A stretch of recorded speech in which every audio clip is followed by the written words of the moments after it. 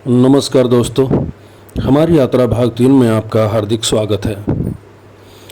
राजस्थान ये धरती वीरों की है और उतनी ही करुणामयी भी।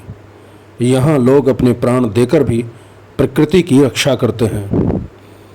ये कहानी है खेजड़ली गांव की, जहाँ 363 लोगों ने पेड़ों को बचाने के लिए अपने प्राणों का बलिदान दिया।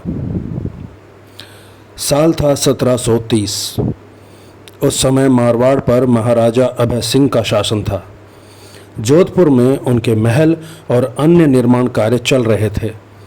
महल के निर्माण के लिए चूना पकाने में बड़ी मात्रा में लकड़ी की ज़रूरत थी। महाराजा ने अपने मंत्री गिरधर दास भंडारी को ये काम सौंपा। गिरधारी दास सैनिकों के साथ गांव-गांव घूमकर लकड़ी इकट्ठा कर रहा था। इसी दौरान उसने सैनिकों को बताया कि खेजड़ली गांव में हजारों की संख्या में खेजड़ी के वृक्ष हैं, और फिर उसकी अगुवाई में सैनिक खेजड़ली पहुंच गए। लेकिन सैनिक और मंत्री ये नहीं जानते थे कि वे जिन पेड़ों को काटने जा रहे हैं वे विश्नोई समाज के लिए कितने पवित्र हैं। विश्नोई धर्म के संस्थापक गुरु जंभेश्वर जी ने 29 नियम बताए थे। इन नियमों में सबसे महत्वपूर्ण था पेड़ पौधों और जीव जंतुओं की रक्षा। खेजड़ी का पेड़ तो विश्नोई समाज के जीवन का आधार है।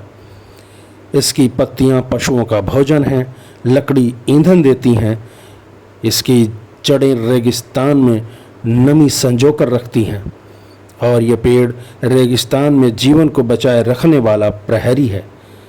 विश्नोई इन्हें अपने बच्चों की तरह मानते हैं।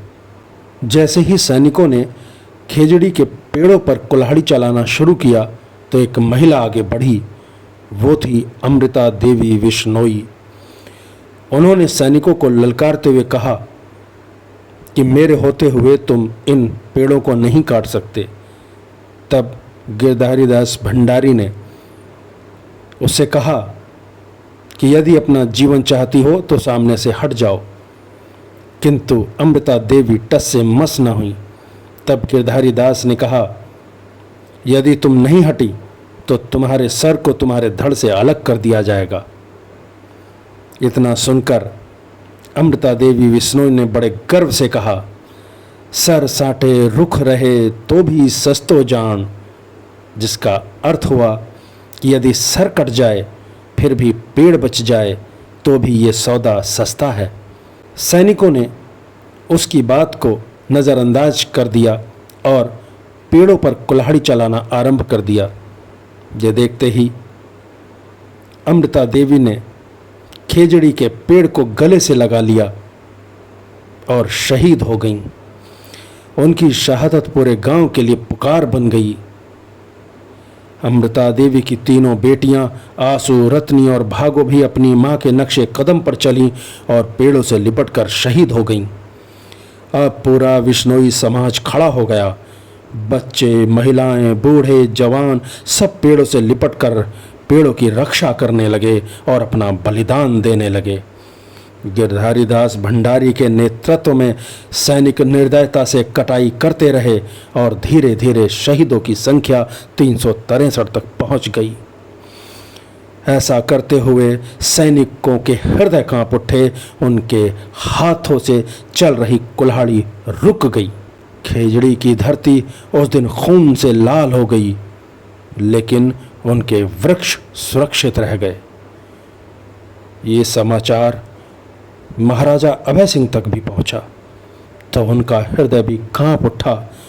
उन्होंने तुरंत आदेश दिया कि विश्नोई गांवों में कभी कोई पेड़ नहीं काटा जाएगा। ये आदेश केवल एक शाही फरमान नहीं था, बल्कि ये उस बलिदान की मान्यता थी जो अमृता देवी और उनके साथियों ने दिया था। खेजड़ली का बलिदान केवल भारत ही नहीं बल्कि पूरी दुनिया के पर्यावरण संरक्षण के इतिहास में अद्वितीय उदाहरण है। आज भी खेजड़ली में दुनिया का एकमात्र वृक्ष मेले का आयोजन होता है।